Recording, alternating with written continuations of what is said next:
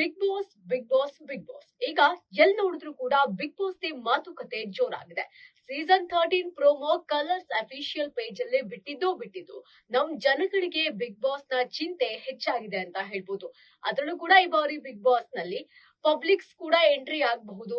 ನೀವು ನಿಮ್ಮ 3 ನಿಮಿಷದ ವಿಡಿಯೋನ ನಮಗೆ ಕಳಿಸಿ ಆನಂತರ ಆಡಿಷನ್ ನಲ್ಲಿ ಪಾಲ್ಗೊಳ್ಳುವಂತ ಅವಕಾಶ ನಿಮ್ಮದಾಗುತ್ತೆ ಅಂತ ಬಿಗ್ ಬಾಸ್ ಹೇಳಿದ್ದಾರೆ.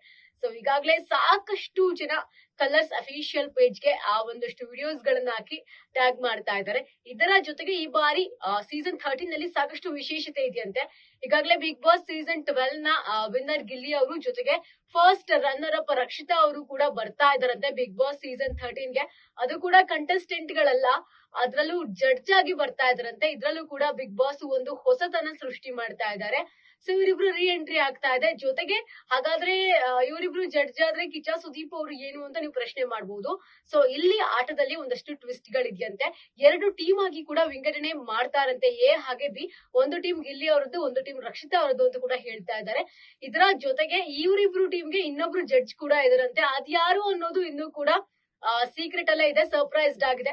ಸೊ ವೇಟ್ ಮಾಡೋಣ ಅಲ್ಲಿ ಯಾರು ಬರ್ತಾರೆ ಅಂತ. ಜೊತೆಗೆ ಈ ಒಂದಷ್ಟು ವಿಶೇಷತೆಗಳಿಂದ ಈ ಬಾರಿ ಬಿಗ್ ಬಾಸ್ ಇದೆ. ಸೊ ಯಾರೆಲ್ಲ ಆಯ್ಕೆ ಆಗ್ತಾರೆ ಪಬ್ಲಿಕ್ಸ್ ಅನ್ನೋದು ಬಹಳ ಕ್ಯೂರಿಯಸ್ ಆಗಿರುವಂತಹ ವಿಚಾರವಾಗಿದೆ.